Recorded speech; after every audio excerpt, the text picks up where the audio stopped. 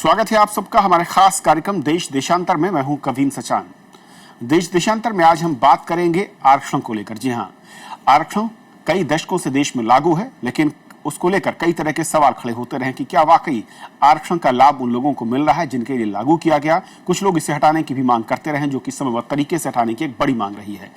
हाल में ही रविवार को आरएसएस प्रमुख मोहन भागवत का एक बयान आया, जिसमें उन्होंने साफ किया कि अगर समाज में एकरूपता लानी है तो हमें आरक्षण को न सिर्फ लागू करना होगा, बल्कि दलितों के लिए और ऐसे दूसरे वर्गों के लिए 100 साल तक भी आरक्षण अगर लागू रहता है तो उसमें कोई कोताही नहीं होनी चाहिए। सवाल यह है कि किस तरीके से इसे लागू किया जाए, इसे बढ़ाने की जो मांग है या फिर इसके जो विरोध में आवाज है, उनके पीछे के तर्क क्या है।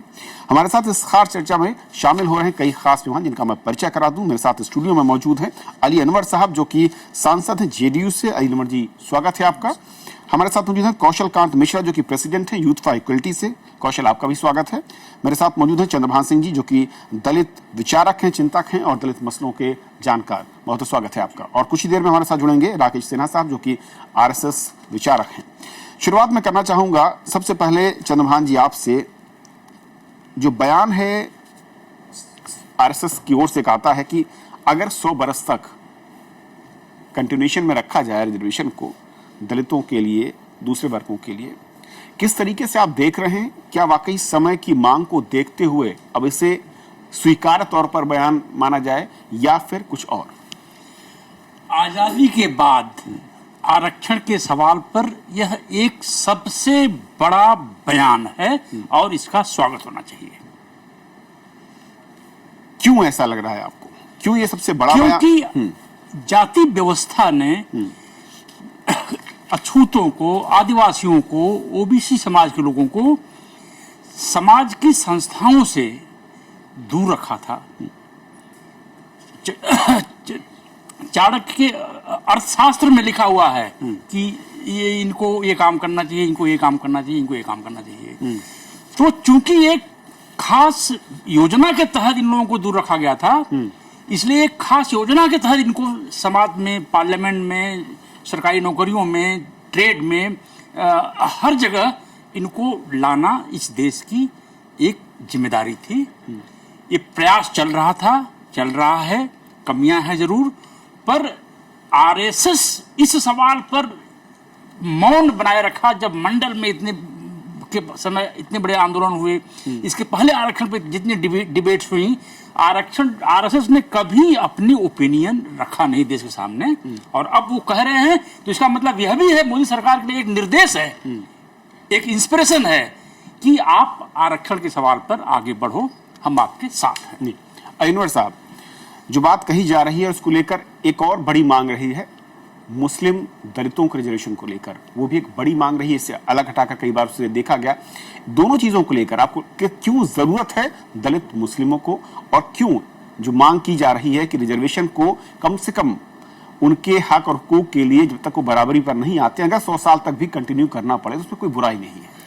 देखिए, मैं दलित मुसलमान, दलित ईसाई पर आऊं उसके पहले मैं चंद्रभान जी की बात में कुछ जोड़ना चाहता हूं कि आरएसएस शुरू से आरक्षण विरोधी रहा और वो कोई लुक छिप करके नहीं, खुलेआम। मोहन भागवत साहब का बयान है कि भाई जाति और धर्म के आधार पर आरक्षण नहीं होना चाहिए। इनके पहले जो सुदर्शन साहब थे आरएसएस चीफ, उनका बयान है कि इस तहस नहस कर देगा, पूरे देश को जला डालेगा ये आरक्षण। तो अब ये बदला है तो शायद ये पॉलिटिकल नेसेसिटी है और जो बीजेपी के लिए ये जरूरी है, इसलिए शायद वो बोल रहे हैं। नंबर 1। नंबर 2, आपने कहा कि दलित मुस्लिम और दलित ईसाई की बात, तो देखिए सच्चर कमेटी बनी, रंगनाथ मिश्रा कमीशन बना और भी कई अलग से रिसर्च कराए गए। मैं अगर दूसरे पॉइंट पर थोड़ा सा रुक के आऊं, उससे पहले एक रिएक्शन ले लेता हूं। राकेश सिन्हा साहब जुड़ चुके हैं। राकेश जी, दो बातें हैं। पहली बात जो कि आपने सुना अली अनवर साहब को, उनका आरोप, और दूसरा जो कि हमारे साथ जो दलित चिंतक है उनका कहना कि भाई जरूरत है उसको पहली बार क्या समझा जा रहा है, या इससे पहले समझा गया, गलत तरीके से पेश किया गया, या फिर विचारधारा में कहीं कोई बदलाव आया है। देखिए, जो लोग संघ को नहीं जानते हैं या नहीं जानना चाहते हैं, उनको तो कुछ बताया नहीं जा सकता है। यदि आपके पास नेत्रहीनता हो तब तो मैं मानता हूं, लेकिन आपके पास नेत्र है और आप पढ़ना नहीं चाहते। आरएसएस ने लगातार आरक्षण के समर्थन में अपना प्रस्ताव पारित किया है और दलितों और ट्राइबल्स को आरक्षण मिलना चाहिए। धर्म के आधार पर आरक्षण नहीं होना चाहिए। संघ कल भी मानता था, आज भी मानता है और कल भी मानेगा। धर्म के आधार पर आरक्षण ने देश को बांटा था। धर्म के आधार पर किसी भी प्रकार का पॉलिसी डिसीजन नहीं होना चाहिए। जहां तक मोहन भागवत जी का यह बयान है, यह एक निर्णायक बयान इसलिए है, मैं इस बयान को नागप्पा जी के उस भाषण से जोड़ता हूं जो उन्होंने संविधान सभा में कहा था। संविधान सभा में कहा था कि एक दलित बनना, उसमें एक जेडेच लारी थे। जैसे आज सवाल उठाया जा रहा है ना कि दलितों को आरक्षण दे रहे हैं तो मुसलमानों को भी दीजिए, क्रिश्चियंस को भी दीजिए। उस मत में जेडेच लारी ने संविधान सभा में कहा था दलितों को आरक्षण दे रहे हैं, हमें भी दीजिए, नहीं तो सबका आरक्षण खत्म कीजिए। तब नागप्पा ने कहा था दलित बनना आसान नहीं है, महिला ढोने से कोई दलित नहीं बन जाता है, दलित तो जन्म के साथ मां की कोख से बनकर आता है। आज आरएसएस ने जो ये बयान दिया है, ये कोई साधारण बयान नहीं है। इस बयान को मैं दो भागों से जोड़ कर देखना चाहता हूँ और जो आने वाले समय में देखा जाएगा। मैं एक दो बातें और जोड़ दूं इसमें।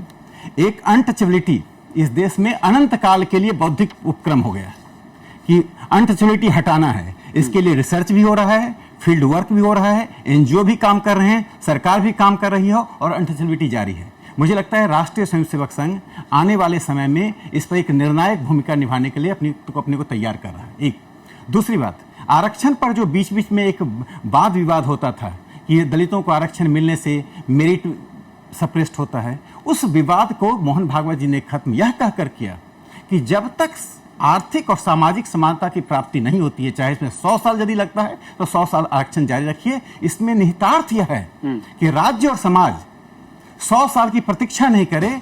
जो समाज 3000 4000 वर्षों से दलित प्रताड़ित है, उसको हम मेन स्ट्रीम में जितनी जल्दी हो लाएं। जब समाज में विकास होगा तो स्वयं आरक्षण लेने वाले लोग आरक्षण को स्वीकार करेंगे। लेकिन यदि आरक्षण को हटाते हैं तो मैं बता दूं, तृतीय श्रेणी और चतुर्थ श्रेणी में भी लोग नहीं भर रहे हैं दिल्ली यूनिवर्सिटी में, तो आईएएस आईपीएस कहां से बनेगा? इसलिए आरक्षण आवश्यकता कल भी थी और आज की परिस्थिति में। मैं क्लैरिफिकेशन चाह रहा हूं, ये जो बयान दिया गया, क्या जो आपने कहा कि किसी भी धर्म से जोड़कर इसे न देखा जाए, तो ये जो दलितों के रिजर्वेशन की बात आरएसएस ने कही है, इसे किस तरीके से इम्प्लीमेंटेशन कैसे होगा? अगर इसे मैं व्यवहारिक तौर पर समझना चाहूं तो कैसे मुमकिन होगा? क्या इम्प्लीमेंटेशन क्या चाहते हैं कि अगर अलग अलग धर्मों से न होकर, आपने कहा कि भाई उनकी ये मांग है, आरएसएस के ये मुद्दा रहा है कि धर्म के आधार पर ना हो बल्कि धर्म से अलग जाति विशेष को लेकर, यानी कि क्या इसमें वो ईसाई समुदाय, वो मुस्लिम समुदाय या दूसरे समुदाय भी शामिल होंगे? देखिए, जिनका कन्वर्जन हो चुका है, जिनका धर्म परिवर्तन हो रहा है, आरक्षण का मूल भाव सिर्फ आर्थिक नहीं, आर्थिक पिछड़ापन नहीं है। आरक्षण के मूल भाव में है सामाजिक, सांस्कृतिक और धार्मिक दृष्टि से एक विशेष समाज को प्रताड़ित किया गया है, सामंतवादी दृष्टिकोण से उनको दबा कर रखा गया है। सिर्फ आर्थिक कारण से आरक्षण नहीं दिया जाता है। कोई गरीब है तो गरीबी के कारण आरक्षण मिलेगा। अनुसूचित जातियों को जो आरक्षण मिलता है इसलिए मिलता है कि वो सदियों से प्रताड़ित रहे हैं, मानसिक दृष्टि से उनको प्रताड़ित किया गया है और आज भी हो रहे हैं। आज जो लोग आईएएस आईपीएस बन गए हैं, जो बड़े पदों पर हैं, आप पूछिए चंद्रभान प्रसाद जी से, जो नैरेटिव ऑफ विक्टिमहुड आ रहा है, कैसा उनके साथ व्यवहार हो रहा है, कैसे उनके साथ व्यंग्यात्मक व्यवहार हो रहा है। इसलिए आरक्षण में समाज की मनोवृत्ति को बदलना एक बात अपनी जगह पर है, जिसमें संघ सोशल एक्शन की बात करता है। दूसरा, आरक्षण को यह एक समाज को एक चेतावनी है, समाज को एक प्रेरणा है कि आप उस स्थिति में लाइए उस समाज को जिस समाज को आपने छोड़ रखा है। अस एंड देम सिंड्रोम से बाहर निकालिए। चलिए कौशल, आप लोगों की हमेशा ये विरोध रहा है कि रिजर्वेशन तो होना ही नहीं चाहिए। क्यों? जो समाज को तबका जो कि मैं कहूं कि 10 दशकों से हाशिए पर है, जिसकी तरफ ध्यान नहीं दिया गया, उसे आप कैसे आगे बढ़ने के लिए प्रेरित करेंगे? कैसे उसे अपने पैरों पर खड़ा होने के लिए आप सहारा देंगे? आइडियली हम जो मानते हैं, हमारे हिसाब से किसी भी एक डेवलप समाज में कोई भी रिजर्वेशन नहीं होना चाहिए। ठीक, अगर फॉर टाइम बीइंग कोई भी व्यक्ति, मैं किसी ग्रुप, मैं किसी जात, मैं किसी धर्म की बात नहीं कर रहा हूँ, मैं किसी भी व्यक्ति की बात कर रहा हूँ। वो चाहे मुसलमान हो सकता है, वो चाहे ईसाई हो सकता है, वो चाहे हिंदू हो सकता है, और हिंदू में चाहे वो दलित हो सकता है, चाहे वो ओबीसी हो सकता है, चाहे वो फॉरवर्ड हो सकता है। अगर कोई व्यक्ति विशेष किसी भी वजह से सोशली अपलिफ्ट नहीं है, उसको रिजर्वेशन टाइम बीइंग दिया जा सकता है, ऐसा हम मानते हैं। क्यों? इसलिए रिजर्वेशन का देना नौकरियों में, रिजर्वेशन का देना एजुकेशन में, ये टिप ऑफ आइसबर्ग है, ठीक।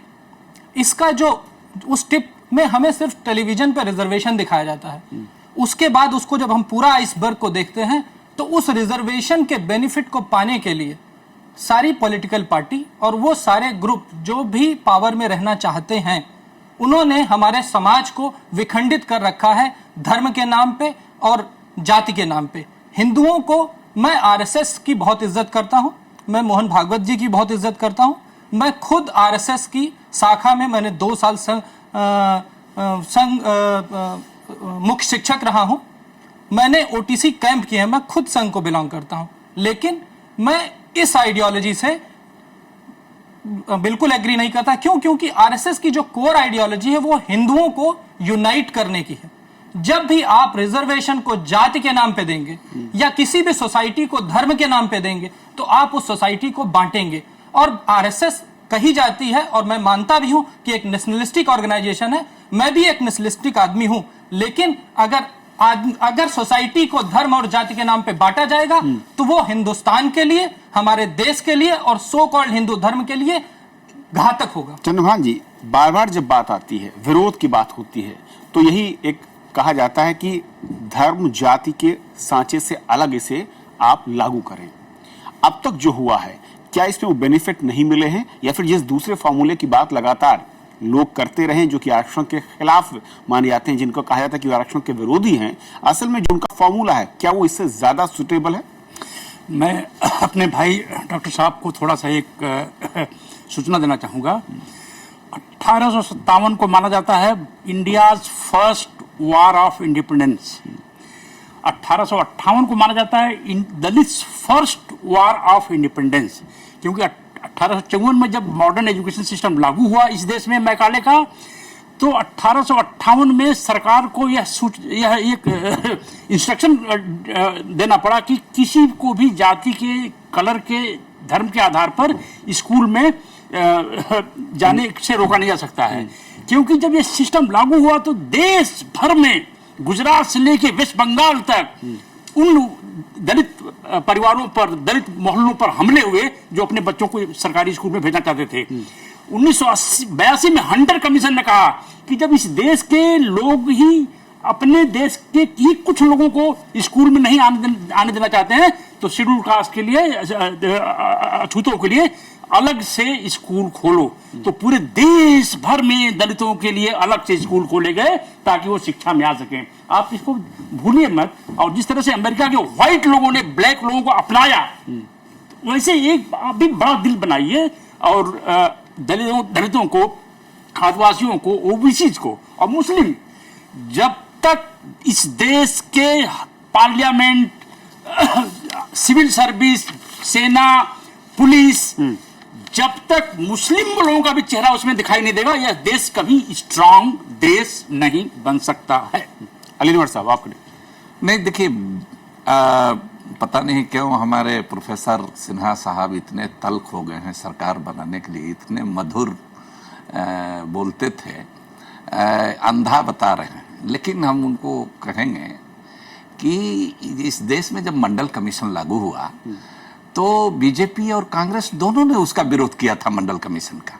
और ये इस सवाल पर पूरे देश में जबरदस्त बहस हुई कि आर्थिक इसमें जोड़ा जाए। तब ये कहा गया, हम लोगों ने भी कहा था चंद्रभान जी, कि भाई संविधान में आर्थिक पिछड़ापन जैसा कोई शब्द नहीं है रिजर्वेशन के मुताबिक। सोशली और एजुकेशनली बुनियादी बात है, जिसको ये नहीं समझेंगे वो हमेशा भटक जाते हैं। तो एक चीज। दूसरी बात, जहां तक मुसलमान दलितों के लिए, ईसाई दलितों के लिए आरक्षण की बात हम लोग कर रहे हैं, तो हम लोग ये कर रहे हैं कि धर्म के आधार पर आरक्षण की मांग हम नहीं कर रहे हैं। लेकिन धर्म के आधार पर जो भेदभाव हो रहा है, मुस्लिम मोची, हिंदू मोची, चमड़ा सुखाना, चमड़ा पकाना, चमड़ा छीलना, काम वही करता है, नाम वही है। हिंदू में हलखोर है, मुसलमान में है, हिंदू में हलखोर है, मुसलमान में हलालखोर है, भंगी है, मेहतर है, स्कैवेंजर है, मैला ढोता है सर पर, वो क्यों नहीं आरक्षण का हकदार बनेगा? उसी तरह से और भी दूसरी बिरादरियां हैं, नट है, बको है, पवरिया है, भटियारा है, इस तरह की बिरादरियां हैं, तो उनको क्यों नहीं मिलेगा? ईसाइयों में भी ऐसा है। तो धर्म परिवर्तन करने से इंसान का सामाजिक स्थिति में बदलाव नहीं होता है। तो ये जब स्थिति है, बाबा साहब अम्बेडकर इस देश में गच्चा खा गए साहब।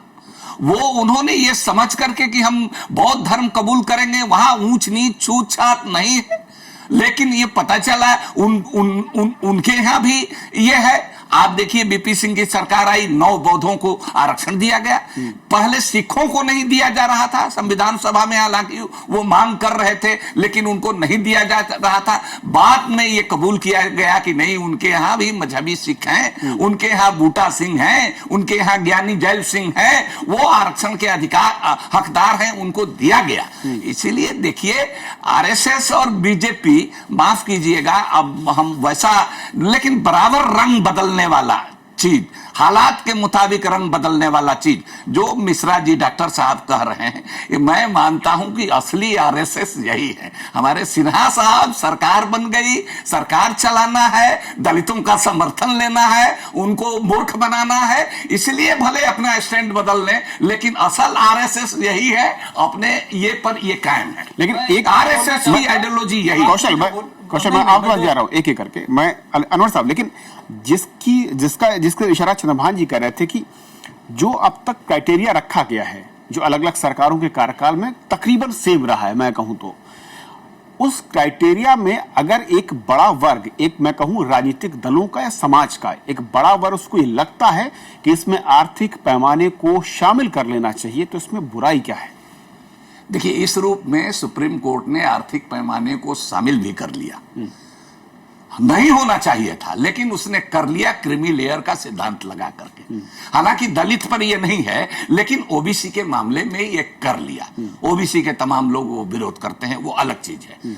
लेकिन आप ठीक कहा सिन्हा साहब ने कि आप देख लीजिए 3rd ग्रेड 2nd ग्रेड की नौकरियों में, छोड़ दीजिए इनके एम्स में, इनके आंदोलन को भी हम लोग जानते हैं। इनके एम्स में क्या होता है, जो शेड्यूल कास्ट के, शेड्यूल ट्राइब के डॉक्टर हैं, जो ओबीसी के डॉक्टर हैं, ऐसे ऐसे बड़े बड़े इंस्टीट्यूशंस में जो देश के लिए गौरव है, किस तरह से उनसे व्यवहार होता है, किस तरह से उनको टीचर फेल करते हैं, ये सारी बातें सामने आई हैं। किस तरह से लड़कों को सुसाइड करने के लिए मजबूर होना पड़ता है इस तरह के कई जगहों पर। तो वो चीज हमारे समाज व्यवस्था में ये है, और इसीलिए ठीक कह रहे हैं, देर ही से सही, लेकिन भागवत साहब ठीक कह रहे हैं कि सैकड़ों साल भी अगर लगाना पड़े और सख्ती से लगाना पड़े। आज देख लीजिए, तो जो 27% रिजर्वेशन है, जो शेड्यूल कास्ट, शेड्यूल ट्राइब को रिजर्वेशन है, हम कहते हैं जो असेंबली और पार्लियामेंट में रिजर्वेशन है, अगर इसको खत्म कर दिया जाए तो एक भी दलित का बेटा और बेटी, मायावती को भी, जगजीवन राम को भी, कांसी राम को भी जाना पड़ता है, वो रिजर्व कंस्टिट्यूंसी से नहीं जाते हैं, शेड्यूल कास्ट के कंस्टिट्यूंसी से वो जाते हैं। मैं वरना हमारा समाज इतना इस मामले में रिजिड है, और इतना ये है, यही मैं इसी पॉइंट में समझना चाह रहा था कि जो राकेश जी, समाज जिस तरीके की सोच में अपने आप को, मैं कहूं कि एक दायरे के अंदर बंद कर चुका है, जिसको बदलने की बार बार बात हो रही है। अगर मोहन भागवत जी के बयान को देखो, उन्होंने कहा कि रिजर्वेशन या दूसरे पहलू भी ठीक है, लेकिन आत्मीयता वो जरूरी, उसके बिना आप बदलाव सोच नहीं सकते हैं। क्या हमें इन तमाम फैक्टर के अलावा उस केज को, उस गुफा को, समाज के उन विचारों की गुफा को तोड़ना सबसे जरूरी है, और वही मुश्किल है। देखिए, मैं यहाँ बता दूं, मोहन भागवत जी का, सुदर्शन जी का वो डेट है, उनका बयान है, पब्लिक डोमेन में है, उसे वो इनकार नहीं कर सकते। एक बार बोल जो आरक्षण विरोधी बयान है। देखिए, अली अनवर साहब पत्रकार और बुद्धिजीवी के रूप में नहीं है बोल रहे हैं, नहीं तो मैं उनकी पत्रकारिता और बौद्धिकता को जानता हूँ। बहुत बौद्धिक व्यक्ति हैं। उनकी किताब को मैंने एक नहीं 4 बार पढ़ा, मसावत के जंग को। वो अभी जनता दल यू के एक ऐसे नेता के रूप में बोल रहे हैं जो पार्टी अभी जली भुनी है, इसलिए उनकी सब बातों को मैं कोई बुरा नहीं ले रहा हूं, और ये स्वाभाविक है। मेरी अपील है नहीं, मैं अपने आंसर, मैं अभी तो, मैं पहले तो उन्होंने जो जली भुनी, नहीं पहले से सुन लीजिए, एक बात यहां समझ लीजिए कि श्री गोलवलकर संघ के सरसंघ चालक थे, द्वितीय सरसंघ चालक थे। उनका एक 1966 का पत्र है। यदि उसमें से गोलवलकर शब्द हटा दिया जाए तो कोई बोलेगा या तो अंबेडकर का पत्र है या लिंकन जैसे किसी व्यक्ति का पत्र है जिसने डिसिसिव वॉर लड़ा था दास्ता के खिलाफ। श्री गोलवलकर ने कहा कि सभा, गोष्ठियों और भाषणों से समाज नहीं बदलता है। उन्होंने एक बात, ये बहुत इंपॉर्टेंट बात कही कि आप जो उनको जा रहे हैं, एहसान नहीं कर रहे हैं, श्रेय लेने के लिए मत जाइए, अपराध बोध से भी मत जाइए, बल्कि आप उनके पास यह कहकर जाइए कि आप अपने गुनाहों को माफ कर रहे हैं, उनको अपने में मिलाकर। समरसता के बिना समाज में समानता नहीं आती है। संघ के दूसरे एक विचारक थे श्री दत्तोपंत ठेंगरी। उन्होंने एक पुस्तक लिखी, मृत्यु से पहले पुस्तक लिखी। जब अरुण शौरी जी ने एक पुस्तक लिखी थी अंबेडकर पर, तो एक भ्रम फैला कि भारतीय जनता पार्टी और संघ के लोग अंबेडकर जी के खिलाफ हैं। इमीडिएटली दत्तोपंत ठेंगरी ने एक पुस्तक लिखी, सामाजिक क्रांति का अग्रदूत अंबेडकर, और उस पुस्तक में उन्होंने अंबेडकर जी के कामों को, कार्यों के दर्शन को स्वीकार किया। इसलिए संघ को नरेंद्र मोदी की सरकार से जोड़ना या जनता दल यू के गठबंधन एनडीए से जोड़ना, मुझे लगता है ये बेईमानी है। जहां तक राजनीति में संघ का हस्तक्षेप होता है, दिखाई पड़ता है। संघ का भारतीय जनता पार्टी से संबंध है, लेकिन संघ सामाजिक, सांस्कृतिक, धार्मिक प्रश्नों पर अपनी सोच है। वो सोच 1925 से चल रही है। संघ का निर्माण भारतीय जनता पार्टी की बात नहीं हुआ। मुझे आश्चर्य लगता है जब लोग संघ के हर निर्णय को, सरसंघ चालक के भाषण को नरेंद्र मोदी की सरकार से जोड़ते हैं, तो मुझे घोर आश्चर्य होता है। नहीं, मैं सिर्फ ये समझना चाह रहा था कि असल में दो बड़े पॉइंट जो मैं कहूं कि आरक्षण के बाद जिन पर सबसे ज्यादा चर्चा या फिर मैं कहूं कि संदेह रहा, पहला ये कि जो लागू भी हुआ उसे इस तरीके से लागू किया गया कि सिर्फ वो एक दिखावा मात्र रहा, और दूसरा ये उस लागू होने के बाद भी उन परिवारों के या उस समाज के हिस्से की मैं कहूं कि सामाजिक संरचना या उसकी स्वीकारता को लेकर कोई बड़ा परिवर्तन नहीं दिखा है। इसे कैसे बदलना होगा आने वाली सरकारों को? ये बहुत ही बुनियादी प्रश्न है, और मुझे लगता है इसमें सोशल एक्शन की जरूरत है। और सोशल एक्शन इस रूप में, जब तक गैर राजनीतिक संगठन एक अभियान के रूप में, सामाजिक परिवर्तन के अभियान के रूप में जब आगे बढ़ेंगे और दलितों को जो गले लगाएंगे, जो अभी चंद्रभान प्रसाद जी ने कहा, उनको गले लगाएंगे, गले यह सोचकर नहीं कि हम एहसान कर रहे हैं, सिविलाइजिंग मिशन से नहीं, ये बर्डन के रूप में नहीं कि आप हमारे बर्डन हैं। इसलिए कि यह जो प्रथा है, यह जो परंपरा चल रही है, यह जो कुपरंपरा चल रही है, उसको हम मिटाने के लिए आए हैं, और ये जिम्मेदारी हमारी बनती है। एक दूसरा, अब तक इसको जो कहा गया कि राजनीतिक रूप से बांटते हैं, देखिए आरक्षण के मूल भाव को समझिए। आरक्षण का मूल भाव ये है कि जिन लोगों को दिया गया है उनको सदियों से उन पर अत्याचार हुआ, और अत्याचार के चारों पहलू थे, आर्थिक, सामाजिक, धार्मिक और सांस्कृतिक। इन चारों पहलुओं के कारण का एक और अत्याचार हुआ, मनोवैज्ञानिक। आज उस पांचों चीजों से निकालने का एक की प्रक्रिया है। अभी तक आरक्षण का स्थायी नहीं है, ना दलित समाज भी इसको अस्थायी नहीं मानता है, स्वयं डॉक्टर अम्बेडकर इसको अस्थायी नहीं मानते थे, टाइम बाउंड बिल्कुल कहा गया था, नहीं मानते थे। इसलिए मुझे लगता है कि जब विकास की प्रक्रिया तेज होगी और इंक्लूसिव विकास होगा, तो संभवतः ये आरक्षण की मांग और आरक्षण की व्यवस्था स्वयं में इसका इरोजन हो जाएगा। तो मैं थोड़ा सा आरक्षण के सिद्धांत के बारे में बहुत संक्षिप्त, चंद्रभान जी, 15 सेकेंड। आरक्षण बना था दलित समाज के भीतर से, आदिवासी समाज के भीतर से, ओबीसी समाज के भीतर से एक क्रीमी लेयर पैदा करने के लिए, क्योंकि क्रीमी लेयर हर सोसाइटी का ही आपस में संवाद करता है। अमेरिका में अफर्मेटिव एक्शन बना है ब्लैक के बीच से एक क्रीमी लेयर पैदा करने के लिए, पर आरक्षण के बारे में भ्रांति यह हो गई कि आरक्षण बना है गरीबी दूर करने के लिए। अगर गुज्जर बनेगा कलेक्टर, जाट बनेगा प्रोफेसर दिल्ली यूनिवर्सिटी में, तब समाज अच्छा होगा। जब दलित आईआईएम में पढ़ाएगा, जब दलित स्टूडियो में बैठेगा, तब एक अच्छा भारत बनेगा। और हर समाज के बीच से अगर एक क्रीमी लेयर हम नहीं बनाएंगे तो समाज कभी भी इकट्ठा नहीं हो पाएगा। जी, संक्षेप में, बहुत बिल्कुल संक्षेप में, जैसे चंद्रभान जी ने कहा, ये बहुत विचारक है, मेरे से बहुत सीनियर है, ठीक है। इन्होंने ये कहा कि जब दलित या जब जाट या जब गुज्जर किसी इंस्टीट्यूशन का प्रोफेसर बनेगा, जब तक हमारा देश जाट, गुज्जर, चमार, पासी, मुस्लिम, सिख, ईसाई के नाम पे एड्रेस करता रहेगा, हमारा देश इसी तरह से लड़ता रहेगा और इसी तरह से जाति और धर्म के नाम पे पॉलिटिक्स की ओर से, उन लोगों की ओर से जो कि मैं समझ गया, मैं यही बताने की कोशिश कर रहा हूं, जब तक हम हर आदमी को जाति के नाम पे टैग करके बुलाते रहेंगे, तब तक कभी हमारा समाज एकीकृत नहीं होगा। और जिस हिंदुस्तान की आरएसएस कामना करता है, जिस हिंदुस्तान की मैं कामना करता हूं, जिस हिंदुस्तान की हम सब यहां बैठ के कामना करते हैं, वो कभी पूरी नहीं होगी जब तक कि हम लोगों को जाति और धर्म के नाम पे एड्रेस करते रहेंगे। हमारा ये मानना है कि अगर गवर्नमेंट कुछ करना चाहती है, अगर आरएसएस कुछ करना चाहती है, अगर बीजेपी कुछ करना चाहती, अगर सारी पॉलिटिकल पार्टियां कुछ करना चाहती, तो सबसे पहले हमारे नाम के आगे से जाति हटा दे, हमारे नाम के आगे से धर्म हटा दे, और कागज पे से जाति और धर्म हटा दे। अगले 50 सालों में ये सोसाइटी चलिए, समरस हो आपका सुझाव हो जाएगी। सकता है आली अनवर साहब। जाति एक तल्ख हकीकत है, जन्मना है, हिंदू में भी है, मुसलमान में भी है, सिख में भी, ईसाई में है। वो कर्मना नहीं है, वो जन्मना है। जो दलित है वो कलेक्टर हो जाए, एसपी हो जाए, लेकिन वो कहा जाएगा कि चमार है, वो कहा जाएगा कि अमुक जाति का है। तो ये असल बीमारी है, और इसी को ये करने के लिए कि वो बराबर आएगा सत्ता में, प्रशासन में, वो आएगा, शिक्षा में आएगा, आपके बराबर बैठेगा। मजबूरी में कोई एहसान नहीं करता है किसी दुनिया में इसमें। जब आपके बराबर बैठेगा, आपको उससे डर लगेगा।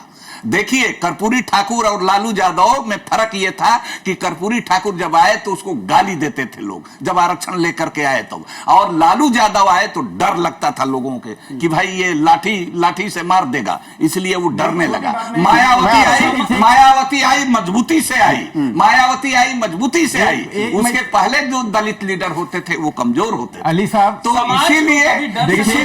इसीलिए जान मेरी आपत्ति यह है लीजिए, उसको डरना भी चाहिए। कर्पूरी ठाकुर संख्या बल में भी नहीं है, ये और भी ताकत रखता देखिए, है। ये बस इतना ही मैं कहूंगा कि देखिए, ये बातें जो कह रहे हैं वो तो हाईली विभाजनकारी है। मैं सिर्फ इतना कहना चाहता हूं, कर्पूरी ठाकुर का कल भी इज्जत थी, आज भी है और आगे भी रहेगा। लालू यादव से कर्पूरी ठाकुर की तुलना नहीं की जा सकती है। कर्पूरी ठाकुर एक स्टेट्समैन थे, और जब वो मंडल कमिश्नर, और मैं बता दूं भारतीय राजनीति में कर्पूरी ठाकुर का स्थान लोहिया के बाद एक बहुत ही महत्वपूर्ण स्थान रखते हैं। क्या आप कर्पूरी ठाकुर से लालू यादव और नीतीश कुमार की तुलना जैसी करेंगे? गाली कर्पूरी ठाकुर को मिली, शायद ही आपको नहीं मालूम है किसी को वैसी गाली मिली ठाकुर बिहार में